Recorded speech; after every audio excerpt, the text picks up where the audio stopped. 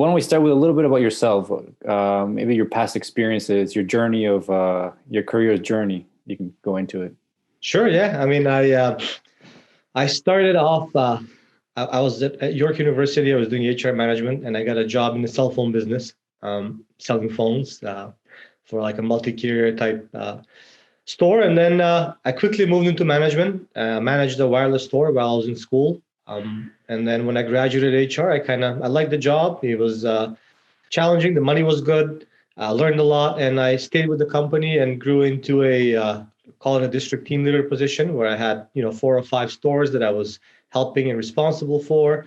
And from there, I moved into a district manager role. So I had about 15 stores in the cell phone business. I actually championed the Target mobile opening in Canada.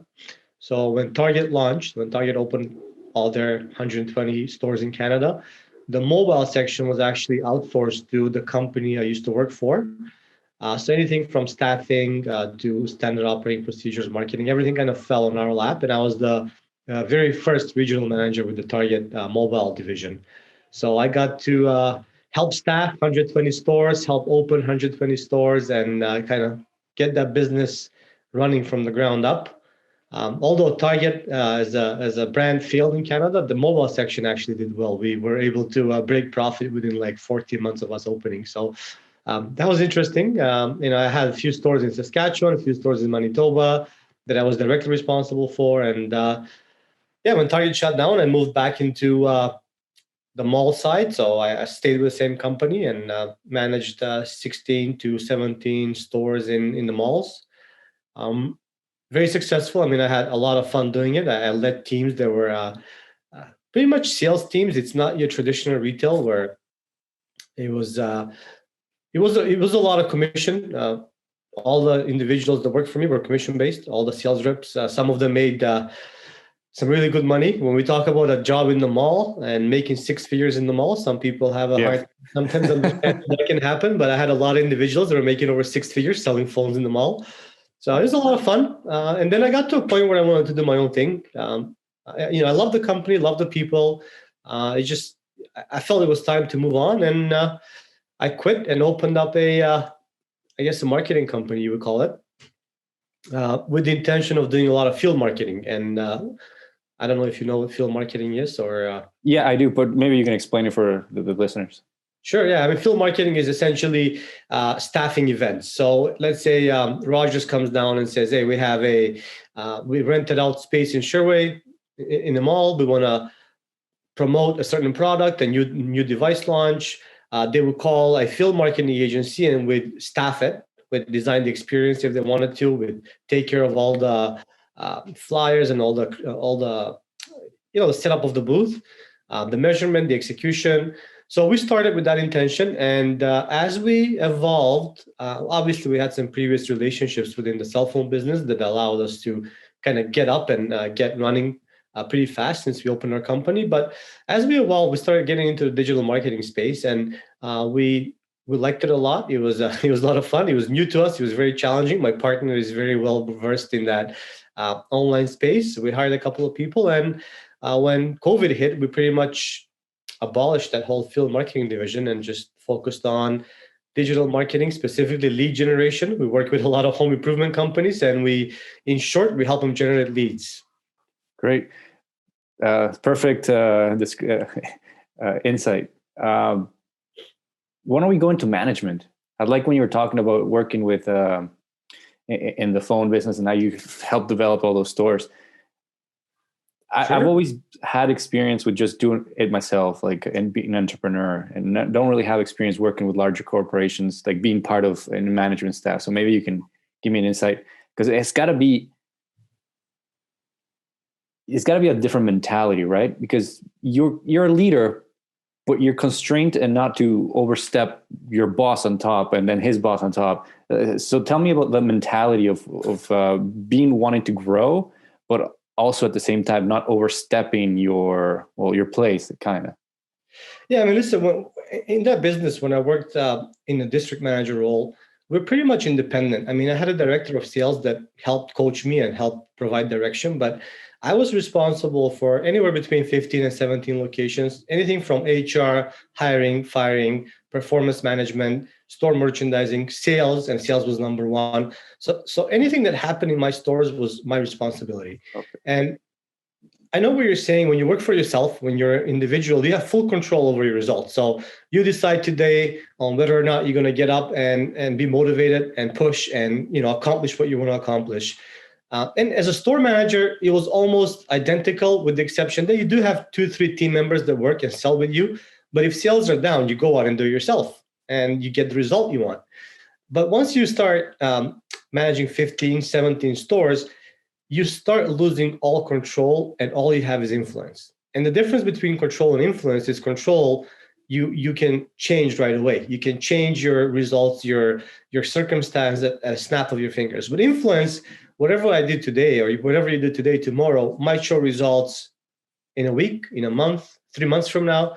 So you really, when you lead a team that's that big, you really have no control over what happens today, but you have a lot of influence. And knowing that, you have to start planning 60, 90 days in advance, and in your whole paradigm on what a leader does changes, because at this point now, it's more about setting the right purpose for the team, aligning your values with their values, aligning the company's values with their values, and hitting up every single point that the company wants you hit without micromanaging. Because if you start micromanaging, then you'll never have engagement from the team, and B, you won't have enough time to deal with 15 stores. So to me, the way I looked at that whole role was, focus on the basics, focus on increasing ownership of the team with the company, focus on providing more purpose, and focus on getting them better. Because when you work in sales, there's always room to improve. There's always room to get better. And the beauty of our companies, we had such a strong compensation structure that was designed to drive sales, but there's always that 80-20 rule, right? 20% of your people carry 80% of your volume. So my role was to get everybody else to be a little bit better every day, just be a little bit better to the point where we can get where they feel like they've grown and they've increased their capacity. When would you feel, so like what I'm getting from this is patience, right? Like always project the values and then having patience to see it a couple of weeks in the future, right? Yeah, a couple of weeks, a month. Yeah. And while doing that, challenge the mindset, because as a leader at that point, my most important job, I would say, was to challenge, especially in the mall environment, challenge the victim mentality, challenge the excuses. Because the easiest thing for somebody to tell you or tell anybody is the mall was dead, I couldn't sell anything. And we hear that a lot. Especially in sales, right? Especially in sales. You move on to corporate sales, it's always my leads are bad and our prices are too high. But in the mall environment, the easiest excuse was, hey, the mall is dead. How many did you sell today? 2. The mall was dead. And for me, the biggest challenge, the biggest part of my job was to challenge that mentality, to not allow people to focus on external circumstances they can't control. Hey, I get it. The mall is dead. If you cannot bring more traffic into the mall, let's not talk about that. Let's talk about what is it that you can do today to help your circumstance change. Have you called all the referrals? Have you walked around the stores in the mall and talked to the managers and the employees to offer some sort of a mall discount? Have you reached outside of your referral network to see if there's an opportunity to go into some businesses? And all those things that I talk about, for me, it was just a daily activity to challenge the mindset of the managers and the teams within the stores to think outside of the box and go get their own sales. What do you think for somebody who's starting out in a corporate level or in a business, a large business like you did, and wants to stay with that company, grow with that company? What do you think you were projecting to the higher ups for them to want to trust you so much and give you so much responsibility? That's a very good question. And, I get asked this all the time. And I think the number one thing is to be proactive and never focus on the things you can't control. Because nobody wants to hear the problem without a solution. My boss, their boss's boss, nobody wants to know the problem if you don't have a solution. It's good to get feedback, and don't get me wrong. It's if I ask my team to tell me why Rogers wasn't selling and Bell was selling, at that point, I'm not asking for a solution. I just want feedback. But if we're talking about their performance and we're talking about sales, and you go to your boss with problems without having a solution, then you're really taking the problem and passing it to your boss, versus coming to your boss and say, I need ABC to get this fixed. So from I guess from an attitude perspective is, look in the mirror before you look out the window, and focus on the things you can control. And just those two things can be applied to so many different components of a job. And it doesn't matter what environment you're in. You're always going to project confidence and project proactiveness if you focus on solutions and not problems. So for somebody that wants to grow, just be always come with a solution before taking your problem to somebody else. Yeah, and always look at yourself first. Don't blame anybody else. Don't blame your boss. Don't blame your company. Don't blame your product. Try to find the blame within yourself first. Because if you do that, then you're always going to come out with something that you can control and you can fix. Okay. Has your attitude to sales or philosophy to sales changed since from going from that company to start working for yourself? 100%. Oh yeah? Tell me about that. There's some things that are universal with sales, some things stay the same, but we went from having access to people in the mall, and my role as I evolved was to really coach and I still understand sales and I understood sales, but my role was more to coach and motivate and align. And going to the business we're in now, we're pretty much a B2B sales company. We sell to other businesses without having access to any leads to start with. We started from zero sales. When I quit, we had no sales. So the hunt is very different when you're in a B2B environment. It's a little bit more complex. The funnel is more complex. You got to find a good way to engage people, not necessarily sell on the first call. It's first to filter and find out who your target audience is, find out how to reach to them, find out what problems they have. And then the sales process is a lot more lengthy because now I have to pretty much before I even close a client or start working with a client, I have to understand their business, understand their problem, and already have a plan on how to help. Versus in the mall, people approach you and the product is something that everybody needs. So your target audience is pretty much everybody. You sell a phone, anybody and everybody has a phone. And if you walk into one of our stores, whether you signed up a month ago or 6 months ago or 2 years ago, we're still going to explore an opportunity to sell you today because there might be a better solution for a product that we know you need. In our space with digital marketing, half of the clients that we work with might have had another agency, half of them are just starting out. So not only do we have to sell them on us, we also have to sell them an idea of spending money to make more money. And that makes the process a little bit more challenging and a little bit more complex. So a lot more education on the front end. A lot more education, 100%. When the other one could have been more just focused on closing the deal. Yeah, you're absolutely right. When they walk into the store, our job was to close the sale because they're already in the store. On this side is you have to educate, you have to really provide a solution. Like if you are a roofer and you come to me and say, yeah, I do okay, but I need more leads. You're not going to trust me to pay me a monthly retainer fee and trust me with your budget on marketing without me showing you that I can do the job and showing you that I know what I'm talking about. And the best way to do that is to educate you on how we can do this together, right? Exactly. Maybe on a little bit of a tangent, one of I've always had, because I'm also in marketing, I've talked to a lot of I lost this train of thought. Accountant firms. Okay. And they a lot of them have a lot of natural growth, that's in referrals, right? And a lot of them don't have even okay operating websites or nothing because they tell me their natural growth, the referral rate, it's good, double-digit growth. So why would I want you know what I'm going at. Why would I want any marketing? What's your thoughts on that? If you've ever dealt with accounting firms? I haven't dealt with accountants, but I've dealt with that scenario where people are, hey, I get a lot of business. So I always ask, if I give you 4 more clients right now, would you tell me that you're at capacity, or would you tell me that you can handle those 4 clients? And if they tell you no, I can't, I'm at capacity, then there's no selling to them, right? If you can take on new business that I'm giving you for free, then okay. But if they say, yes, I can take on 4 new clients, then my next step would be, well, let's pull up in your area, let's pull up Google's results and see how many times per month people search for an accountant. And I'll go through that process and pull it up and say, okay, so in your area, there's about 550 searches a month. That means 550 individuals need an accountant.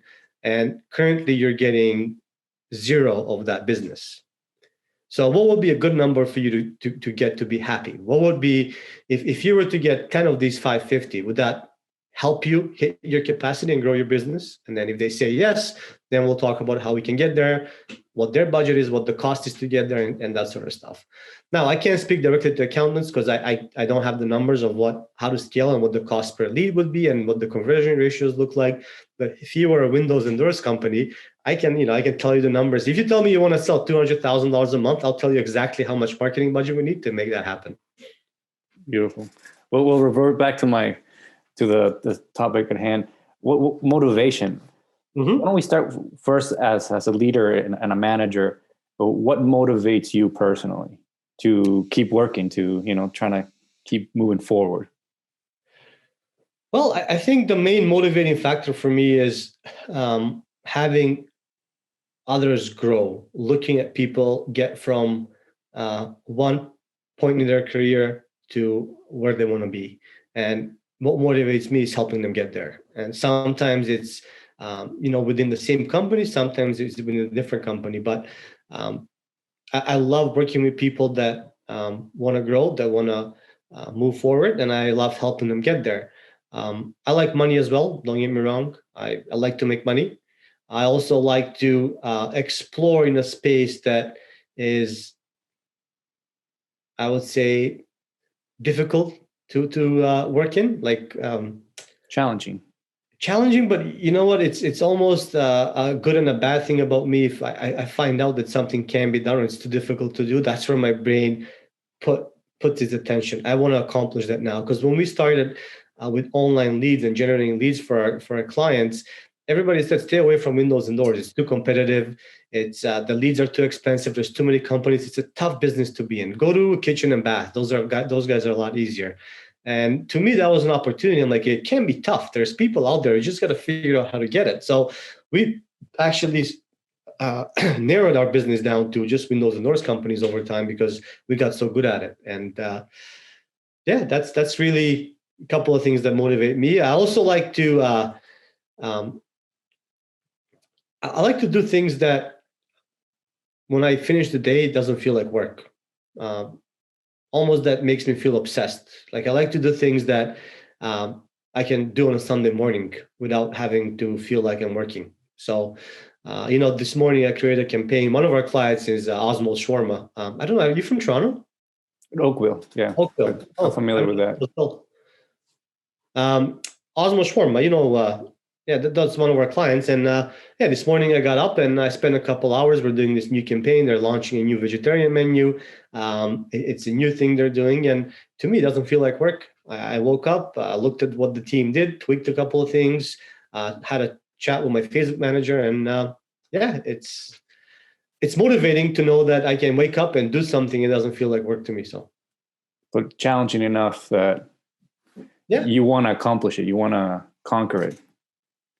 I like that you went into the harder, even though the hardest space, even though you could have gone for something easier, right? Because I mean, the harder it is, the darker the spot is where start people turning around, right? The darker the area, the scarier the place. That's when a lot of people turn back. And if you go head first, that's where. Yeah, and that's why we don't have competition in this. Yeah. I mean, we're now working North America with windows and doors specifically. We're not only working with Canadian clients, we've expanded to North America. So for two reasons. One, the market is bigger, but two, they're seasonality proof.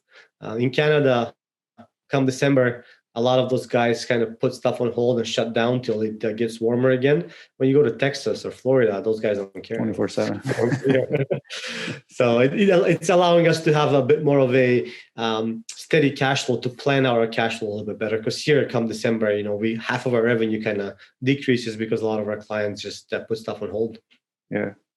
Then how do you translate your own motivations and your own reason of why then to pass it on to the team you're managing to keep them motivated? Yeah, it's a good question. It's a difficult one because think about yourself and saying, I want to quit smoking or I want to lose weight. And think about how difficult it is for a person to just do that to themselves, just to motivate yourself to lose weight. I'm sure you know a lot of people that have been struggling with different things for a while. Now think about how much more difficult it is to make that change in somebody else, almost impossible. So I can't really use what motivates me to drive others. It's they have to, my approach is I'm here as a mediator between what you want to accomplish and where you are today. So all I'm going to do is ask questions and help you be honest with yourself about your purpose, about where you want to go, and about what you've done to get there. Because a lot of people are afraid of having a conversation with themselves about what they could have done better, what they can do better, what they've done wrong, and usually they blame others, right? So my role in terms of motivating others is to be that brutal honesty with a lot of care, and really help them, A, be honest with themselves, and B, make a plan of where you want to go. And from that point on, all I'm going to do is make sure that I'm reminding you of your responsibility to your own plan. If I have to help you create a plan, or if I create a plan for you, you're not going to follow my plan.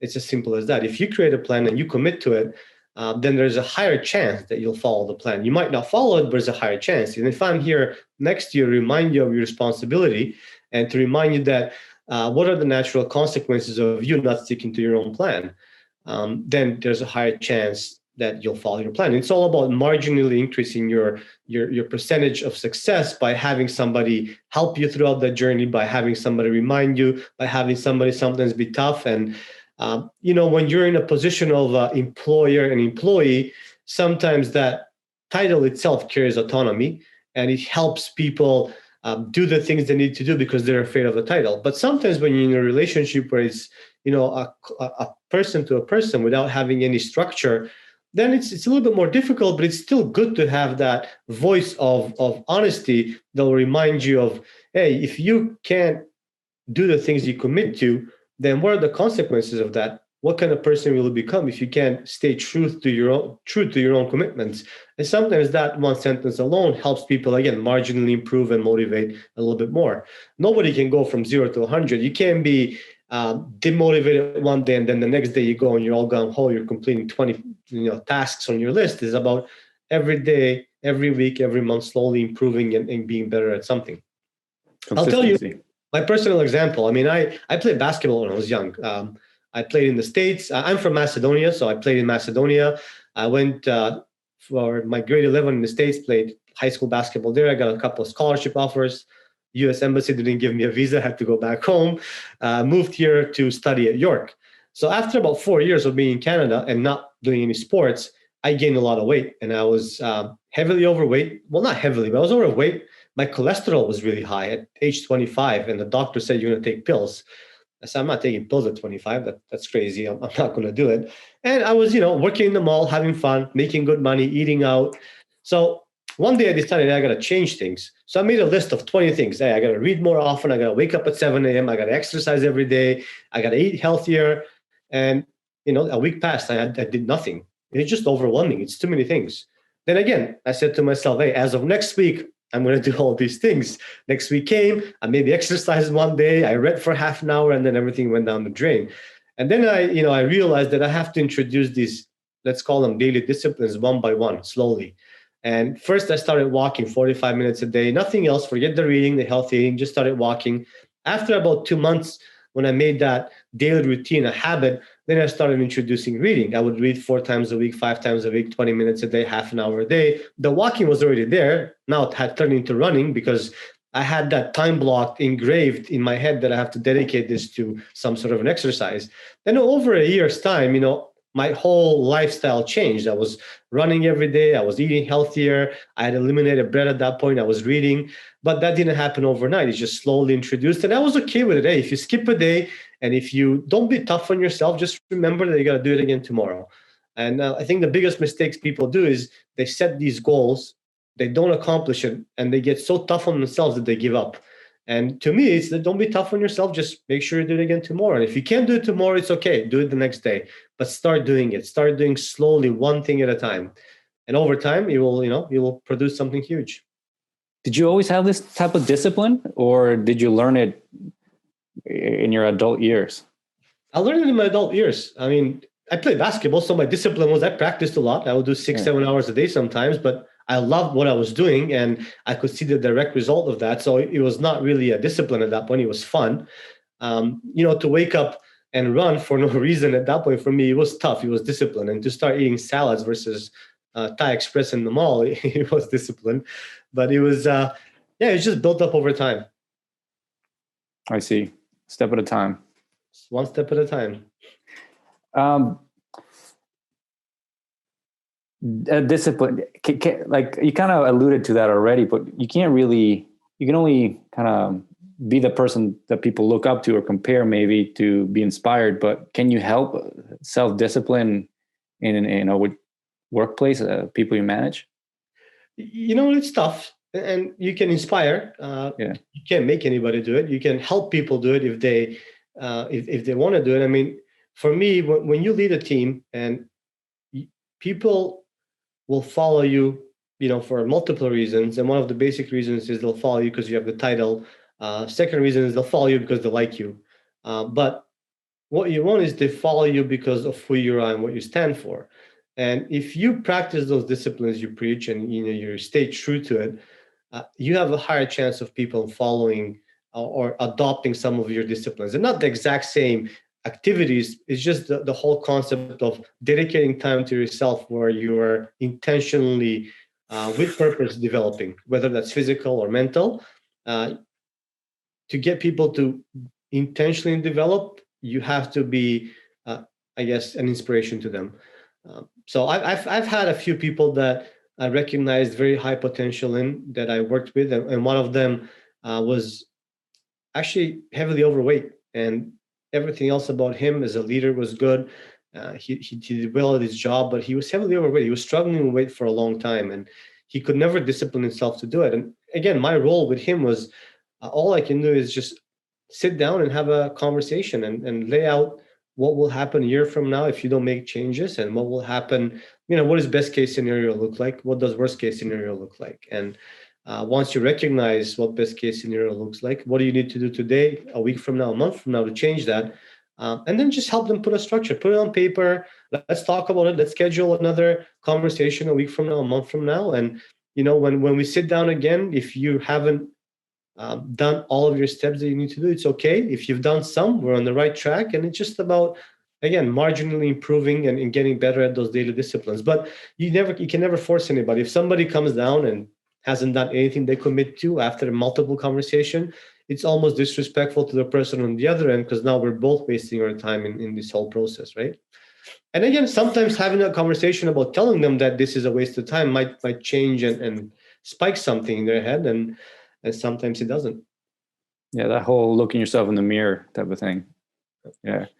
I mean, what I've learned is you can't change everybody. You can't help everybody. Our role is to try and be okay with the fact that not everybody is going to get better. But the people that do want to get better, then we're here to help them. Good segue into, right now with COVID, not even with COVID, a lot of business owners and leaders have to fire people, right? Yeah. It could be because they're not doing their job or because they don't like it. It could be many reasons. But what kind of advice have you had to fire a lot of people? I've had to fire a lot of people, not in my own business because I don't have a lot of employees, but I've had to fire a lot of people throughout my career, yes. Is there any rules or any advice that could fit all, or is it just really individual?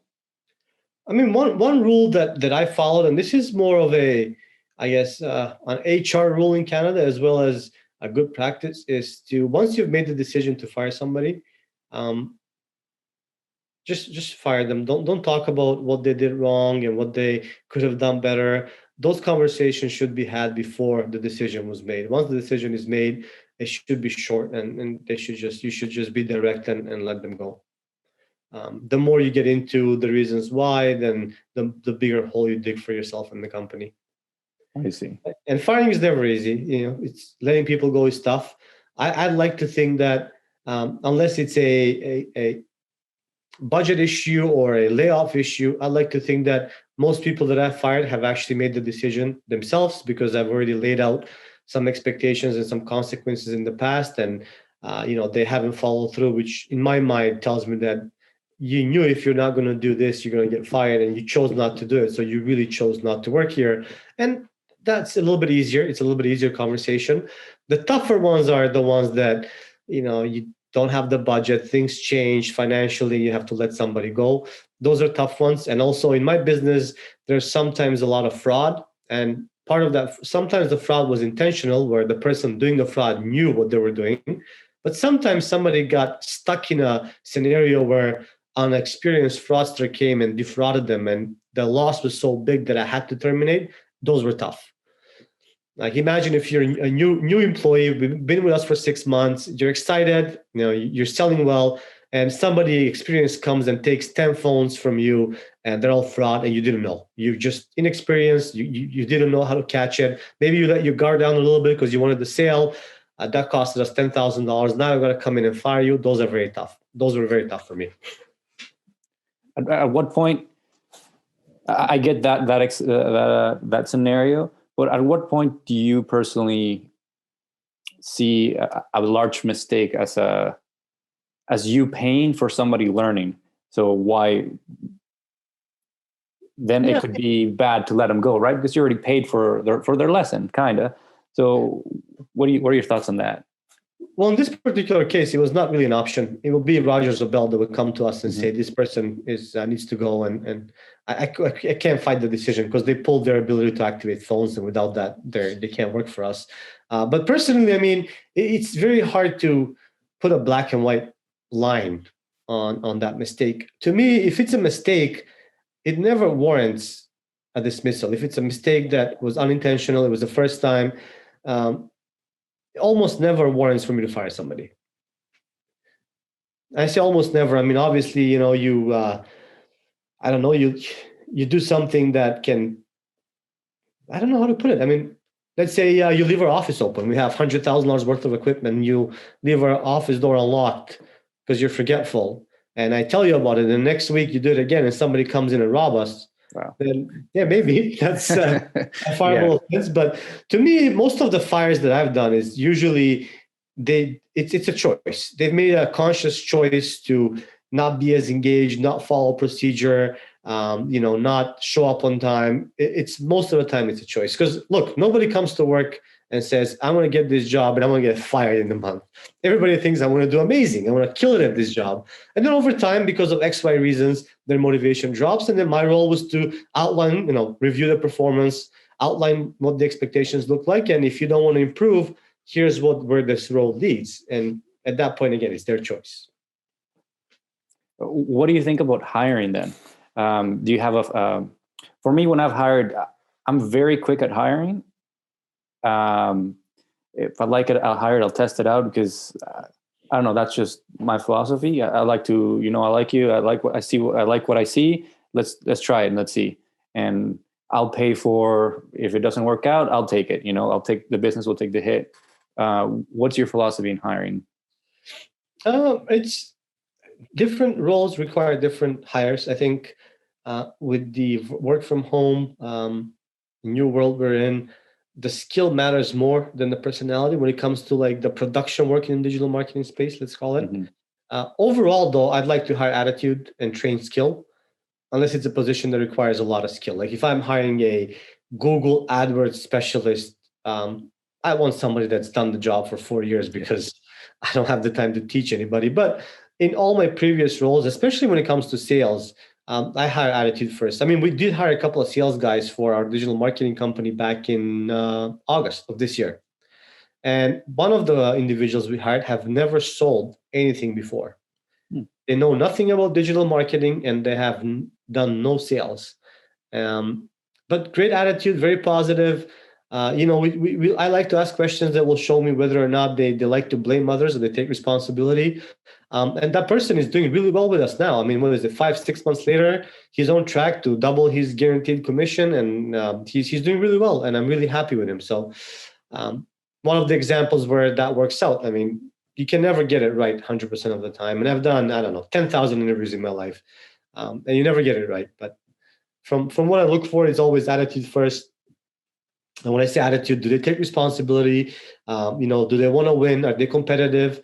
Are they motivated by just completing a job? To me, that's important. If you're motivated by just getting things done, that's a positive. If you're competitive, that's a positive. If you don't like to blame others, if you're thinking about solutions, that's a positive. If I ask you a question about a time when you failed and you start blaming your mom, your boss, your teacher, then to me that kind of turns me off, I guess. Using more of a intelligent, emotional intelligence. Yes. Than just reading the resume. Yeah. I've at the beginning when I wasn't very experienced, I did go off by resume, and very quick you see someone with a master's and double degrees and stuff like that, and they're like, oh wow, they must be. But quickly you see that it's more like you said, the attitude and the person. Yeah. I mean, the resume is the attention to detail. You see, right? They make a spelling mistake. Even with the gaps of employment, I don't really care about that. I'll ask you a question. I'll care about your answer. But if you had a gap in your employment of 4 years, I don't care. I mean, everybody has things in life that happen. So I want to talk about it, but I'm not going to dismiss you because I saw a big gap. I'm not going to dismiss you because I see a spelling mistake. I will talk about it, though. That's perfect because that will tell me if you take responsibility. I love interviewing people that show up late to interviews.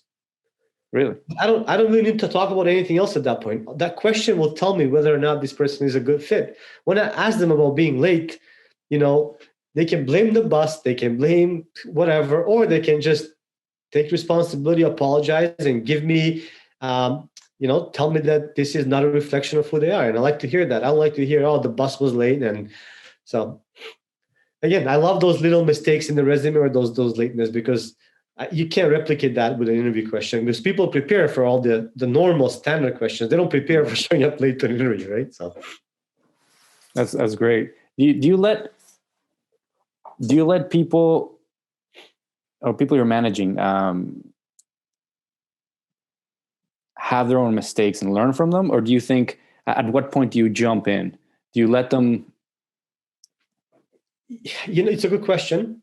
When I have my own business, unfortunately, I'm quicker to jump in than when I didn't have my business. Okay. And it's not the right thing potentially to do, but when, especially at the growth stage, where closing a client and, X amount per month can help the business scale and grow, I couldn't hold myself back from not jumping in because I knew the importance of that one client. And I'm not saying that was the right thing to do.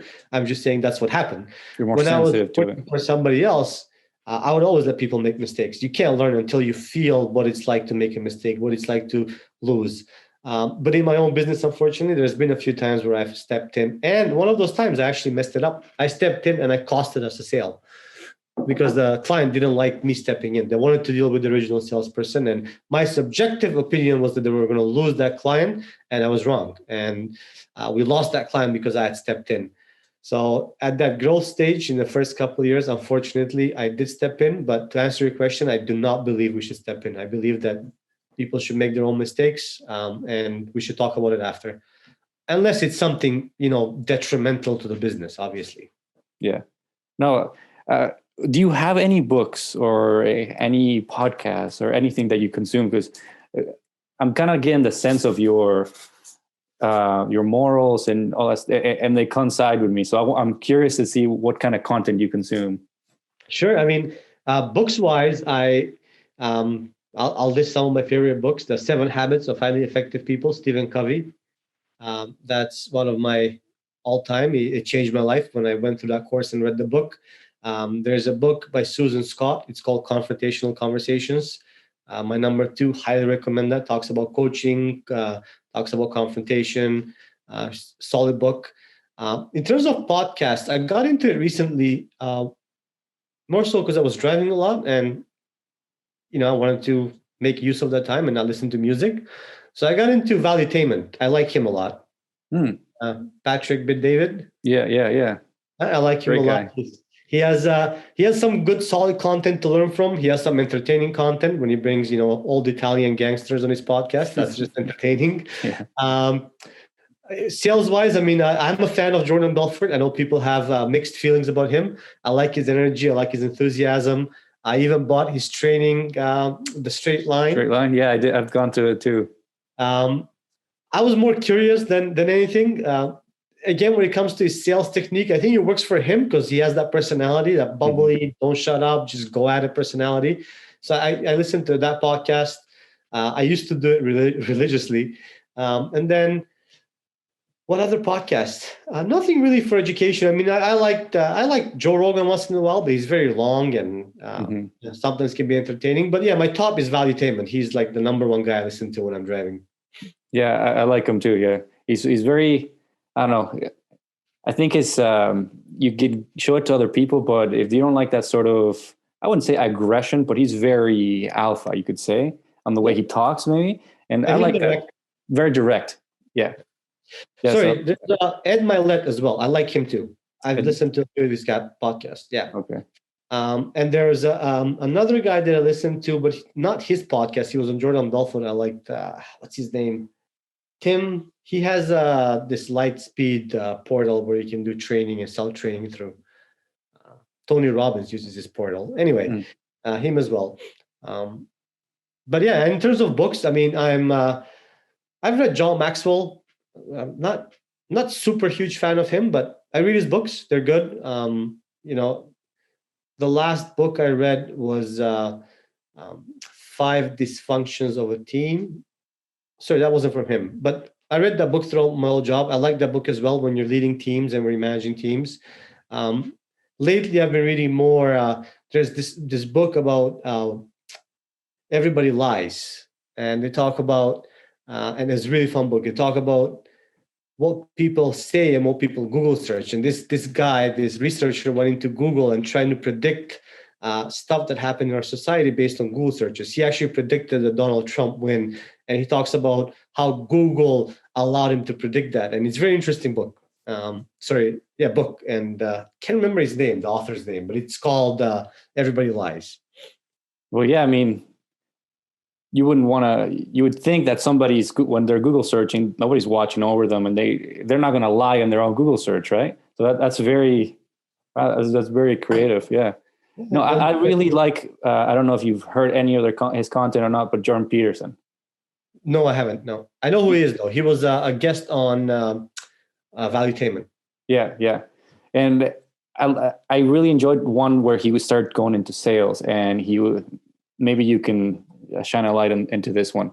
He was saying, when you're trying to sell to a mid-level management individual, trying to pitch them this is going to change your world. You're going to have so many sales, like the revolutionary, like untested thing. It's not going to work for you, right? Because they don't want something like that. They want something that will be incremental. It will be safe, because if they come up to something super crazy that could be successful, one, what if it's not? They might lose their job. Two, what if it is, and their boss could take the credit, and they won't really see any benefit from that. What do you think from that? I agree, and it's more work. If you're a mid-level manager and you work for salary, if I present you this revolutionary plan, you might think, this is going to make me work harder. I don't want to work harder. Yeah. So I agree with that. I think when selling to mid-level managers, is how do you make their life easier and better? How can I make you look better, and how can I eliminate some work from you? How can I make your life easier? I really, in our business, we really don't sell to a lot of mid-management. We usually sell to owners, or in the case where it's not owners, they're CMOs or the owners, kids running the marketing side of the company. But we did have a couple clients like Mary Brown's Chicken. We worked with them. We did their 50th anniversary contest. Winner, click and dinner last year was huge. And we worked with the director of marketing. So we actually had to pitch to a whole team of marketing individuals, graphic design, marketing coordinator, marketing director. And yeah, with them, we found it was more about, can you accomplish what we want you to accomplish, and can you do it without involving us too much? I see. And those were the important things. Versus when you talk to an owner, he's like, I'm going to spend $10,000 with you. I need to see a return on my money. And that's always the case with owners. Yeah, for sure. That's the favorite word the most I hear. What's the ROI? Yeah, I don't care what you're doing. What's the ROI? Yeah. Well, perfect. Is there anything else that you'd like to add before we wrap it up? Yeah. Like, what do you do? I don't know much about you. What is it that you? I have a marketing firm. We do a lot of content generation, and a production firm, a production company where we create original content. And it started right before COVID, so our project just stopped. But hopefully soon we can find a way to start producing content. Yeah. Do you do a video as well? Yeah, I have videographers, graphic designers, everything. Yeah. So you're on the content production side. We do everything, but my main focus is the content production. Yeah. Okay. Yeah. It's interesting. We're the opposite end of the spectrum. We get content produced for us. We're really good at using the content to create results. Yeah, I see that there is definitely when you start like talking with other marketers and stuff, it really is a divide. Yes. That technical running the ads and stuff like that, and then the content production. So it definitely is. Yeah. So we're a little bit more heavy towards the content, but yeah. Cool. Well, hopefully we connect offline. It was really nice talking to you here. It was really nice. Thank you for taking the time and sharing your experiences with everybody. Yeah. Thanks for inviting me. All right. Have a good day. You too. Bye-bye.